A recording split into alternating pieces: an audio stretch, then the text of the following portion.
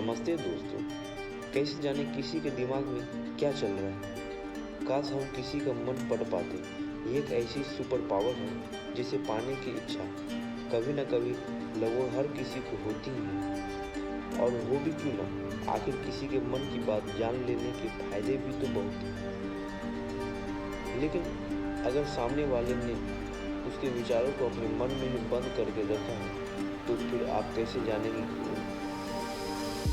उसके मन में आखिर चल क्या रहा है।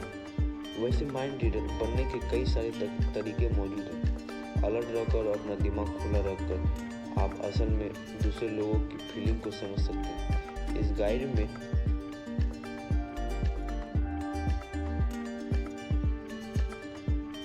इस वीडियो में आपको कुछ मनोवैज्ञानिक तरकीबें और सलाह का इस्तेमाल करके दूसरे लोगों के दिमाग को इफेक्टिवली ढंग से पढ़ने के तरीके मिल जाएंगे। पॉइंट 1, दिमाग पढ़ने का क्या मतलब का ये नंबर। माइंड रीडिंग दूसरे व्यक्ति के मन में क्या चल रहा है यह समझने के लिए संकेतों को एक साथ मिलने की क्षमता है।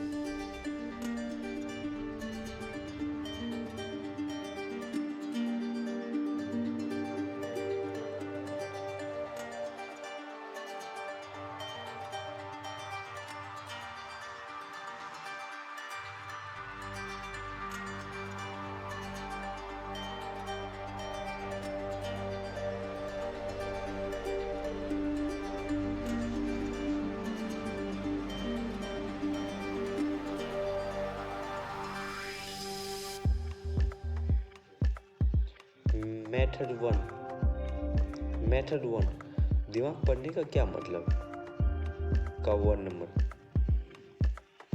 माइंड रीडिंग दूसरे व्यक्ति के मन में क्या चल रहा है यह समझने के लिए संकेतों को एक साथ मिलाने की क्षमता है। यह वास्तव में टेलीपैथी या लोगों के दिमाग को पढ़ने के लिए किसी प्रकार की अलौकिक शक्ति नहीं है, लेकिन कुछ मनोवैज्ञानिक इसे सहानुभूति सटीकता कहते हैं, जो संकेत हैं जिनके साथ आपको थोड़ा बहुत अंदाजा मिल जाता है कि वास्तव में किसी के दिमाग में क्या चल रहा है। ये संकेत किसी व्यक्ति की बॉडी लैंग्वेज, उनके बैकग्राउंड, यहाँ तक कि उनके बोलने की डिटेल और स्टाइल पर ध्यान देकर भी सामने आ सकता है। उदाहरण के लिए हो सकता है कि नाराज या दुखी होने पर वो अपनी बाहों को सामने क्रॉस करके रख सकता है। कुछ साइंटिस्ट माइंड रीडिंग मोटिवेशन नाम के एक दूसरे पहलू का भी सुझाव देते हैं, जो दूसरे व्यक्ति की मानसिक स्थिति को समझने की एक उपयोगी क्षमता है। उदाहरण के लिए माइंड रीडिंग मोटिवेशन में माइंड कोई व्यक्ति अपने फ्रेंड को लगातार डेस्क को अपनी उंगलियों से बजाते हुए देखकर उसे परेशान मूड के बारे में बताने लगता है। मेथड 1 का पॉइंट 2, दिमाग को पढ़ने की क्षमता को मेंटलाइजिंग या मानसिक गतिविधि समझने के रूप में भी जाना जाता है। वास्तव में लगभग हर कोई हमेशा ऐसा करता है। शायद आप हर समय दिन में कम से कम 2 या 3 बार यह पता लगाने की कोशिश कर सकते हैं कि दूसरे लोग क्या सोच रहे हैं। हो सकता है कि आपको इस बात की पूरी जानकारी भी ना हो कि आप यह कर रहे हैं। मानसिकता तब भी हो सकती है जब आप किसी पूरी तरह से अलग चीज़ के बारे में सोच रहे हैं। दूसरे लोगों की भावनाओं की स्थिति को मानसिक रूप से समझने और समझने में सक्षम होने पर काम पर करें। कॉलेज में या आपके निजी जीवन में एक दूसरे के काम आने वाली स्किल हो सकता है। ऐसे क्षेत्र में काम करने वाला कोई भी व्यक्ति जिसके लिए उन्हें दूसरे लोगों को अच्छी तरह से समझने की आवश्यकता होती है, जैसे राजनयिक, स्वास्थ्य कार्यकर्ता या व्यावसायिक, अपने मेंटलाइजेशन स्किल में सुधार से बहुत फायदे हो सकते हैं। स्टडी से पता हुआ है कि आमतौर पर महिलाएं पुरुषों की तुलना में मेंटलाइजेशन में बेहतर होती है। ऑटिज्म से पीड़ित लोगों को मेंटलाइजेशन करने में मुश्किल हो सकती है। ऑटिज्म से पीड़ित कई लोगों के पास दूसरे लोगों की भावनाओं को समझने में, उनकी कठिनाइयों का सामना करने में मदद करने के लिए समय से पहले बातचीत का अभ्यास करने जैसी रणनीति होती है। मेथड 1 का पॉइंट 3, माइंड रीडिंग सटीक विज्ञान पर आधारित नहीं है, इसलिए इसके इस्तेमाल के साथ साथ सावधान रहें। ऐसा अनुमान न लगा ले कि दूसरा व्यक्ति क्या सोच रहा है या क्या महसूस कर रहा है, इसके बारे में आप 100% जानते हैं। माइंड रीडिंग एक शिक्षित अनुमान है जिसमें आप केवल प्रासंगिक सुरागों के आधार पर अनुमान लगा सकते हैं, यानी आपका अनुमान कभी कभी गलत भी हो सकता है। याद रखें, दूसरे लोग क्या महसूस करते हैं ये केवल वो ही जानते हैं, इसलिए सोचने की कोशिश ना करें कि आप उनसे बेहतर जानते हैं कि उन्हें क्या चाहिए।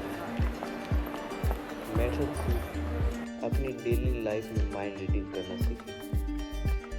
मेथड 2 का पॉइंट 1, बातों और चुप्पी पर ध्यान दें, यानी दूसरे व्यक्ति कहकर और बिना बोले क्या कह रहा है इस पर पूरा ध्यान दें। जब कोई आपसे बात कर रहे हैं तो अपने आप से पूछें कि वो कौन सी सबसे महत्वपूर्ण चीज़ों के बारे में आपको बता रहे हैं। सक्रिय रूप से सुनने के कौशल का प्रयोग करें, उन्हें टोकने से बचें, सुने, सवाल पूछें, दूसरे व्यक्ति को जवाब देने के लिए समय दें और सुनते रहें। गहरी बातचीत किसी को समझने का एकमात्र तरीका नहीं, छोटी सी बात आपको यह देखने का मौका देती है कि औपचारिक और आकस्मिक स्थिति में बोलते समय वो कैसा व्यवहार करता है। उदाहरण के लिए आपका एक फ्रेंड मौसम के बारे में चर्चा करते हंसमुख और बातूनी लग सकता है, लेकिन जब आप उसकी फैमिली के बारे में पूछते हैं तो वही हंसमुख फ्रेंड एक पल के लिए चुप हो जाता है और अस्पष्ट रूप से जवाब देता है। इसका मतलब संभावना है कि परिवार का विषय उसे असहज महसूस कराता है।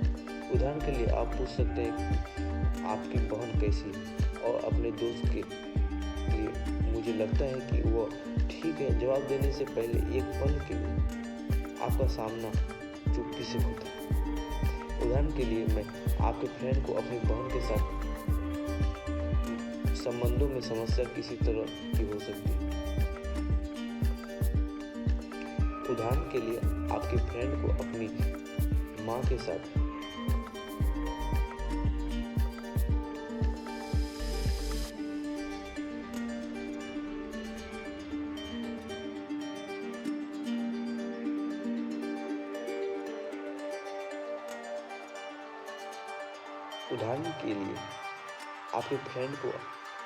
अपना पिता के साथ संबंधों में समस्या किसी तरह की हो सकती है, क्योंकि उसने वह ठीक है के बजाय मुझे लगता है कहा था। मेथड 2 का पॉइंट, उनकी बॉडी लैंग्वेज पर ध्यान दें। दूसरे लोगों की मेंटल स्टेट को समझने के लिए बॉडी लैंग्वेज को पढ़ना बहुत ही जरूरी है, लेकिन इसे सीखने के लिए प्रैक्टिस की आवश्यकता होती है। बॉडी लैंग्वेज लोगों के बारे में ऐसी बातें बता सकती है जो वो कहना नहीं चाहते, या शायद उन्हें खुद ही उसका एहसास न हो। अगर कोई हाँ कहता है लेकिन उसकी शारीरिक भाषा नहीं होती है, नहीं कहती है,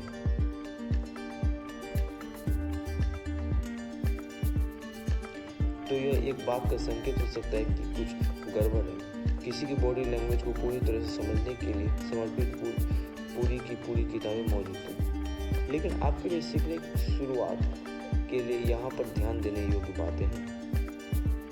चलिए आंख में आते हैं। जब लोग कुछ ऐसा देखते हैं जो उन्हें उत्तेजित करता है, जब वो एक कठिन निर्णय ले रहे हैं, या जब वो स्ट्रॉन्ग फीलिंग का अनुभव कर रहे होते हैं, तब उनकी पुतलियाँ फैल जाती हैं। पोस्चर, आप किसी व्यक्ति की बात कर रहे हैं, आप किसी व्यक्ति से बात कर रहे हैं, क्या वो कठोर है और तनावग्रस्त या तनाव मुक्त लगता है? यह आपको उस बात का संकेत दे सकता है कि व्यक्ति कितना तनावग्रस्त है। चेहरा के हाव भाव को समझें। फेशियल एक्सप्रेशन, एक सच्ची मुस्कान में केवल होठों का इस्तेमाल नहीं होता। अगर कोई वास्तव में मुस्कुरा रहा होता है तो आप शायद उसकी आंखों के चारों ओर मुस्कान की रेखाएं या छोटी झुर्रियाँ देखें। वहीं भौरों को चढ़ाया हुआ व्यक्ति या तो उदास या फिर गुस्से में होगा। हाथों की एक्टिविटी, जो कोई घबराया हुआ होगा वो अपने हाथों में एक पेन, पेंसिल या और कोई चीज़ लेकर बेचैनी से उससे खेल सकता है। बोलने का स्वर, एक व्यक्ति जो कंफर्टेबल होता है उसकी आवाज़ आमतौर पर शांत और वार्म या आत्मविश्वास से भरी होती है। वहीं उसके विपरीत आप व्यक्ति के स्वर में नाराजगी या क्रोध महसूस कर सकते हैं। मेथड 2 का पॉइंट 3, व्यक्ति की पृष्ठभूमि पर विचार करें। कोई व्यक्ति किसी भी समय क्या सोचता है उम्र, संस्कृति और विश्वासों का इस बात पर बहुत प्रभाव पड़ता है। दूसरे व्यक्ति की पृष्ठभूमि के बारे में आप जो जानते हैं उसका प्रयोग उनकी मानसिकता को समझने के लिए करें। उदाहरण के लिए, यदि आप किसी बुजुर्ग व्यक्ति को एक बिजनेस डील का प्रस्ताव देते हैं तो वो एक युवा व्यक्ति की तुलना में बिजनेस जोखिम पर विचार करने पर अधिक ध्यान केंद्रित कर सकता है, जो तुरंत इसे स्वीकार करने के लिए उत्सुक होता है।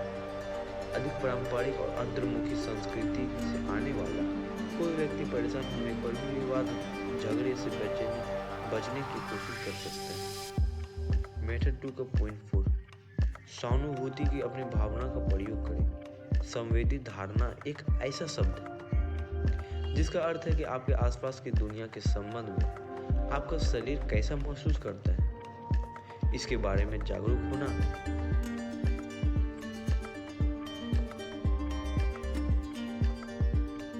यानी आप दूसरे लोगों के साथ बातचीत करते समय महसूस होने वाली शारीरिक संवेदनाओं से अवगत हैं।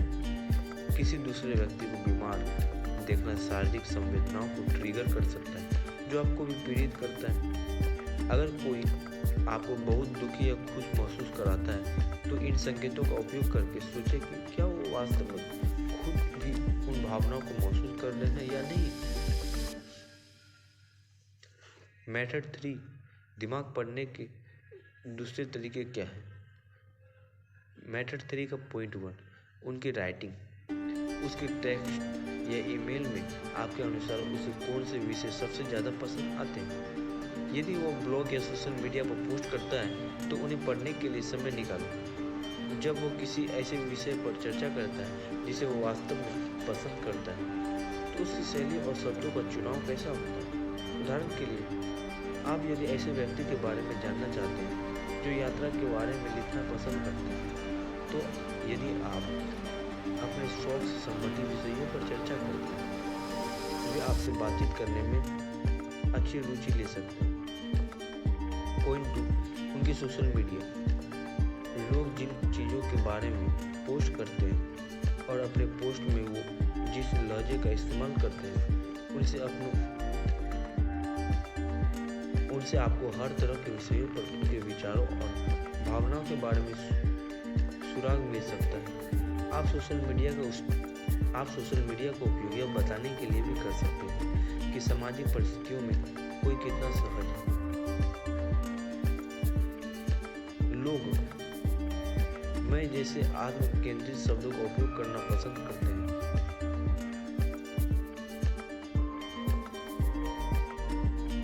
लोग मैं जैसे आत्म केंद्रित शब्दों का प्रयोग करना पसंद करते हैं, जबकि बाह्यमुखी लोग ऐसे शब्दों का प्रयोग करते हैं जो सामाजिक गतिविधियों के बारे में चर्चा करते हैं, जैसे प्यार, रात, रोटी या पार्टी। यदि आप सोशल मीडिया के जरिए किसी व्यक्ति की मानसिकता के बारे में अधिक जानना चाहते हैं तो उसके शौक और रुचियों का अंदाजा लगाने के लिए उसके द्वारा फॉलो किए जाने वाले अकाउंट की जांच करें।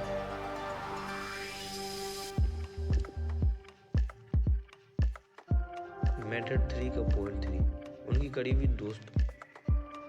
उनके बारे में क्या सोचते हैं। जो लोग उस व्यक्ति के करीब हैं उसे आप बेहतर ढंग से समझने की कोशिश कर रहे हैं। शायद उनकी पसंद और नापसंद का और साथ ही कुछ स्थितियों में उसकी एक्टिविटी के बारे में अच्छा विचार रखते होंगे, जिसके बारे में आप जानने की रुचि ले सकते हैं। एक व्यक्ति के मित्र या परिवार के सदस्य से पूछने की कोशिश करें कि किसी खास विषय के बारे में वो क्या सोच सकता है। उदाहरण के लिए, यदि आप यह पता लगाने की कोशिश कर रहे हैं कि कोई व्यक्ति डेट पर क्या करना चाहेगा, तो उसके भाई बहनों से इस तरह के सवाल पूछने की कोशिश करें। आपकी बहन को किस तरह का खाना पसंद है। मेथड 3 का पॉइंट 4, उनकी पर्सनल स्टाइल और लुक्स। जैसे पर कोट पहनने वाला कोई व्यक्ति शायद पशु अधिकार कार्यकर्ता नहीं होगा। याद रखें कि आप किसी व्यक्ति के अपीयरेंस से केवल कुछ सीमित निष्कर्ष निकाल सकते हैं। एक यूनिफॉर्म इस बारे में अधिक बताती है कि कोई व्यक्ति कहाँ काम करता है, ना कि वो खुद। उदाहरण के लिए, किसी ने अपने अपने बालों को असामान्य रंग में रंगा है और फैंसी कपड़ा पहनता है तो सामाजिक मुद्दों पर उनके अपरंपरागत और खुले विचारों वाले होने की संभावना है। मेटाफोर का पॉइंट, अपने खुद की राय। मेटाफोर का पॉइंट, मेथड 4, एक बेहतर माइंड रीडर बने।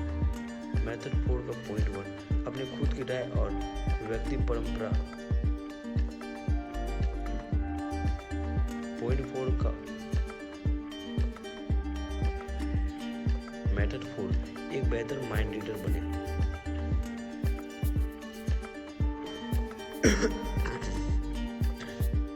मेथड 4 का पॉइंट 1, अपनी खुद की राय और व्यक्ति परकता पर ध्यान दें। मेथड 4 का पॉइंट 1, अपनी खुद की राय पर ध्यान न दें। किसी और को कैसा महसूस हो रहा है इस पर विचार करते समय अपने मन को निष्पक्ष रखने की कोशिश करें। याद रखें, सिर्फ इसलिए कि आप एक निश्चित तरीके से प्रतिक्रिया करेंगे इसका मतलब यह नहीं कि कोई व्यक्ति भी ऐसा करेगा। उदाहरण के लिए, सिर्फ इसलिए कि अगर किसी ने आखिरी समय में अपनी प्लान को कैंसिल कर दिया तो आप परेशान होंगे, इसका मतलब यह नहीं है कि दूसरे व्यक्ति भी होंगे वैसे। पॉइंट मेथड 4 का पॉइंट, विवेचनात्मक तर्क या इंडक्टिव रीजनिंग का प्रैक्टिस करें। जबकि नगात्मक तर्क या डिडक्टिव रीजनिंग में आप एक आधार के साथ शुरू करते हैं और फिर उस आधार के लिए सबूत खोजने की कोशिश करते हैं। वो गुस्से में है इसलिए वो फर्ज को देख रहे हैं। आगात्मक तर्क में आप ठीक विपरीत करते हैं। वो फर्ज को देख रहा है इसलिए हो सकता है वो गुस्से में। दिमाग पढ़ने के लिए सबसे जरूरी बात किसी व्यक्ति की भावनाओं पर निर्णय लेने से पहले सबूत इकट्ठा करना है, न कि इसके विपरीत। सामाजिक चिंता वाले लोगों को अक्सर आगात्मक रूप से तर्क करने में परेशानी होती है। यदि आप मान लेते हैं कि दूसरे लोग आपको नकारात्मक रूप से जज कर रहे हैं और वो इसे साबित करने का प्रयास करते हैं, आप माइंड रीडिंग नहीं कर रहे हैं, वे केवल आपकी चिंता है जो बोल रही है। मेथड 4 का पॉइंट, उनसे सीधे सवाल पूछिए। भले वे माइंड रीडिंग नहीं हो, लेकिन किसी दूसरे व्यक्ति की भावनाओं को समझने का सबसे अच्छा तरीका यही है कि आप उनसे सीधे बात कर लें। स्टडी से पता चला है कि दूसरे के साथ सहानुभूति रखने और उनकी जगह खुद को रखकर विचार करने की हमारी क्षमता उतनी मजबूत नहीं है जिसे हम सोचते हैं। गलतफहमी से बचने के लिए आपको ईमानदारी से जिज्ञासु और साहसी होना चाहिए। उदाहरण के लिए आप ऐसा कुछ कह सकते हैं, मुझे लगता है कि आप थोड़ा नर्वस हैं, लेकिन मैं गलत हो सकता हूँ। आप कैसा फील कर रहे हैं? या आप ऐसा कह सकते हैं, मुझे लगता है कि आप मेरे साथ समय बिताना पसंद करते हैं, लेकिन मुझे समझ नहीं आ रहा है यह शाम के बारे में आप कैसा फील कर रहे हैं।